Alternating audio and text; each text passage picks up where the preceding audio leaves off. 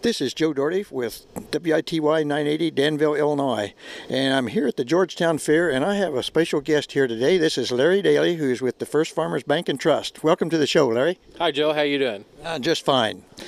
Larry, what's your outlook on the agricultural sectors today with the kind of weather we've been having and the prices and so forth? Well, obviously, agriculture is very volatile right now with the prices. The final yield's going to be undetermined until we get the harvest done. So we're all kind of anticipating that and what it might bring to us. I can tell you this, but all us bankers are concerned with the lower prices as well as farmers. So, but in our area, the crops look really good, so the yields we think are going to be fine. So that maybe will help us. Now, Larry, you're headquartered out of Paris, I believe. Is that correct? Yeah, our bank, we have two branches in Paris at this point. However, we have sold one of our buildings downtown. Our anticipated move date is, I believe, in October, November time period. We're putting on about 2,600 square feet on our branch out by Walmart. And that's actually looking very nice right now, and that's we will all be housed in that building, hopefully before the first of the year. Basically, what is your geographic area that you're primarily serving from a personal standpoint? Well, me personally, I run from Benton, Kentucky to up by actually north of Galveston, Indiana, and almost up into Michigan. So it's a pretty wide territory that we do a vast array of farms, from dairy operations to hog operations to blueberry farms to produce farms to obviously grain and livestock farms. Now, if you're getting up into Michigan, are you getting into any fruit like apples and cherries or anything like that up in that area? They grow that up there. We primarily blueberries has been kind of a specialty for us, blueberry farms. But there are other fruit produce type farms up there. Now, I understand blueberries is kind of a specialty crop. It's handled a little differently than some of the normal crops that we see around here, like the corn and beans and so forth. I had an opportunity to visit some blueberry farms out east here a few years ago, and it's a different lifestyle. Yeah, it's very intense work, very high, a lot of labor involved, a lot of equipment, especially on the processing side of it, because we work with people that process blueberries too, and for both fresh market and for frozen market. So it's definitely different from what you and I see around, Georgetown. Just a little bit different, yes.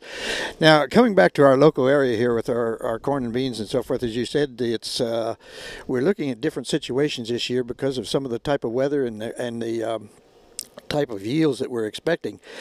Now, at this point, I know they sometimes start some of these samplings of respective farms as to the yield projections and so forth. Have you heard any results coming back from any of those yet?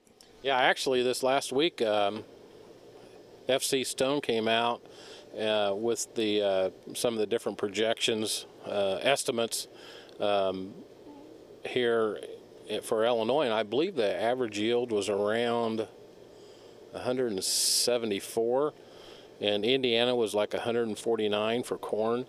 It got better in Iowa.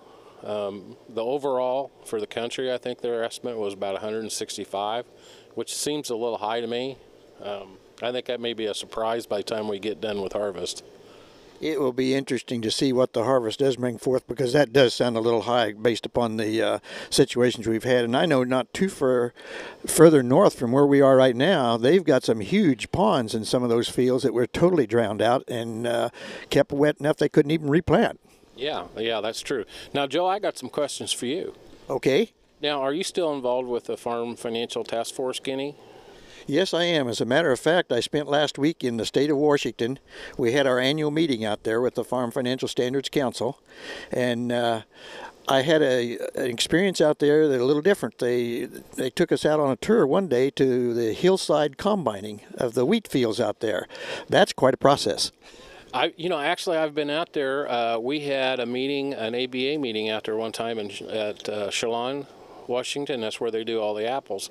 But the reason I was asking, I just read Dr. Cole's article that he did with Farmer Mac, and they were talking about some of the new financial ratios that they were talking about, and I was just wondering if you had discussed any of those, or they were talking a lot about liquidity and new kinds of cash flow type issues and those kind of things.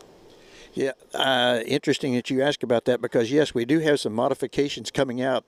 The council has published two major documents. One was for the agricultural lending, and the second one was for the management accounting principles. And we've got some changes. Our technical committee is working on some major changes in some of those right now. And I think it was a couple of years ago we went from the original Sweet 16 ratios up to what we now call the legal 21. Yeah, that's really interesting, because I was on that committee when they went from the 240 ratios to the Sweet 16. Obviously, that came because Dr. Cole was such a advocate for basketball. It's kind of like what we are around here in the Georgetown Chrisman area. But one of the things that article brought to light was, and the banks are looking at the same thing, was the liquidity ratios and the working capital, and Dr. Cole was talking about burn rate, and talking about burn rate to gross, or actually net revenues on the farm, and just how long we can withstand some issues if we have that. And the article was very interesting to me, because we need to maintain our working capital. It's not an easy thing. It's easy to talk about it on the radio, but out here on the farm, it's a whole different duck. And you and I experienced that in the 80s. We understand that. And we really want our guys to be very careful about what they're doing here in the future with what they're doing with purchases and what they're doing with their capital. That's very good point, because that's one thing that we tried to question some of these people on. Well, let's take the 179A election on the write-off of capital purchases. From a tax standing point, that's nice to have, but a person's got to look at that very carefully, and don't just buy things strictly for tax, because you might get into a cash flow problem when you see a reversal of the prices, or the yields turn out a little lower than expected, and so forth. So that's why that we eventually come up with some of those ratios that address those capital issues like that in the cash flow. The cash flow is very critical, and that's something we've got to monitor on a regular basis. Yeah, the article I was reading was he was talking about a big farmer out in Nebraska that was had good working capital, but his cash flow was going to actually be negative numbers, and he was working on that burn ratio, and before he got through the final analysis, he could withstand about 2.5 years of some pretty rough times, which is good, I think. But the guys that are a little bit tighter, they're really going to have to pull in the reins. Yes, they are. They're going to have to monitor that very carefully, and that's where the management information that they can come out of those off their financials with is very critical, because that's the longevity of those individual farms out there. It's not just a year-to-year basis. It's you got to look down the road a little bit and see what's happening there too.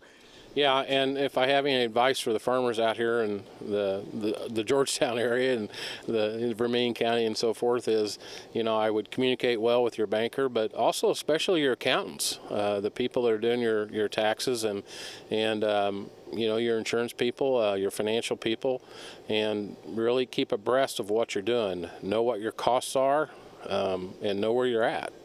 That's very true, and that's becoming more critical as things are becoming more complex all the time too. And I like the idea, like you said, you got to work with your accountant, you got to work with your banker. Those are two different organizations and individuals there that can be very instrumental and help on the keeping that farm afloat and make sure that it is profitable down the road. Yeah, it takes a team to run the operation today, both financially and from a production standpoint, and everybody kind of has to have an idea of what's going on and keep these operations going. That's what we're looking for. That's the answer. So, well, Larry, I appreciate you taking the time to talk to me here today. Do you have any comments you'd like to make as we wrap up here? Only thing I can say is, First Farmers Bank and Trust has been in the ag business for, gosh, I think since 1880, something like that, and got a lot of deep roots in several communities in Indiana and Illinois, and exciting place to work, and stop by and see us. We appreciate it, and I will definitely do that. This is Joe Doherty, WITY 980.